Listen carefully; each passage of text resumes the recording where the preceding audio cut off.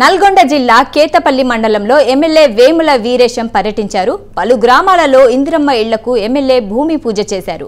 కాంగ్రెస్ ప్రభుత్వంలో ప్రజా పాలన వచ్చిన తర్వాత ఇందిరమ్మ ఇళ్ల పంపిణీ ఒక పండగలాగా సాగుతుందని ఎమ్మెల్యే వేముల వీరేశం అన్నారు.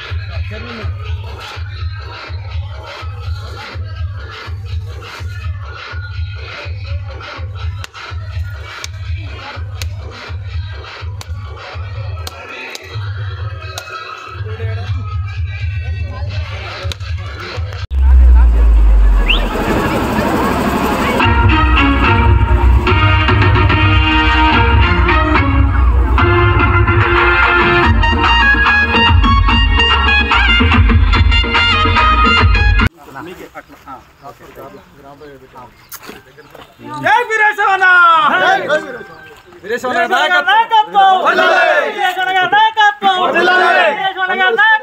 वीरेशवना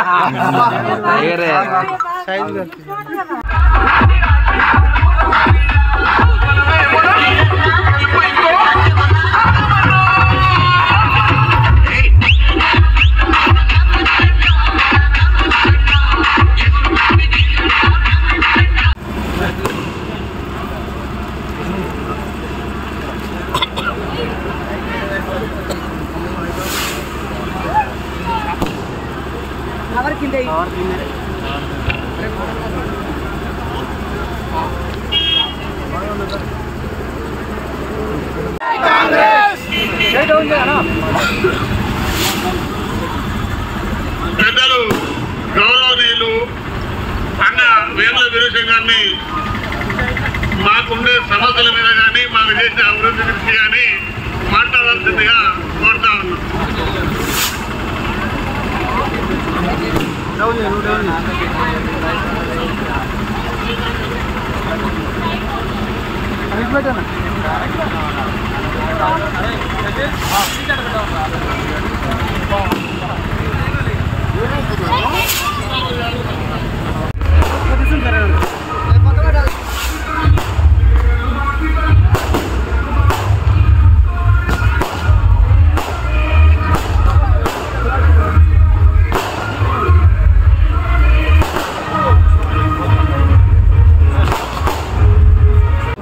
ప్రతి గ్రామంలో ఒక పండుగలాగా ప్రజలకు అందించాలనేటువంటి ఒక సంకల్పంతో గౌరవనీయులు ముఖ్యమంత్రి గారు తీసుకున్నటువంటి పేదవాడికి గూడి ఇవ్వాలనేటువంటి ఒక గొప్ప నిర్ణయాన్ని ఈరోజు ఇందిరమ్మ పాలన వచ్చి ప్రజాపాలన ఏర్పడ్డ తర్వాత ఒక పండుగల ఊళ్ళల్లో ఈ ఇళ్లను ప్రజలకు అందించాలనేటువంటి కార్యక్రమాలు చేపడతాము.